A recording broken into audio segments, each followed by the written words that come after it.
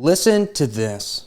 Jihad and just war are concepts that are completely in different universes. The idea of just war that we kind of tease out, especially when we're talking about very complicated geopolitical issues like we're discussing this morning, come from these ideas in the late third and early fourth centuries, where soldiers would come to Christian clergy and intellectuals seeking advice regarding their careers. So we have records of Roman tribunes writing to people like St. Augustine, asking whether it's possible to provide state security in a vaguely Christian way. And so we had these records of individuals like Augustine writing, a seminal work, City of God, right after the sacking of Rome by the Visigoths in August 24th of 410 AD.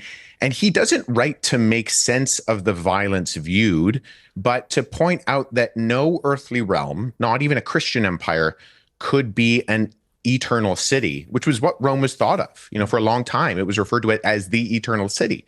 And Augustine points out that the only city that will ever be eternal is in the hereafter, and when things are made new. And so until then, in this fallen in-between time, there is some necessity for state to enforce and restrain evil for the sake of good. You threaten my neighbor, I have to intervene, Augustine says. You're not being moved by persuasion, and so I must force you to stop. But Augustine is clear when he talks about just war that it's never holy and certainly not happy, even in victory. So war should only ever be done in kind of the Christian tradition that large portion of the West stands in defense of innocent people, and for the idea of not for the idea of trying to wipe out people off the face of the earth or some sort of private interest that's evil.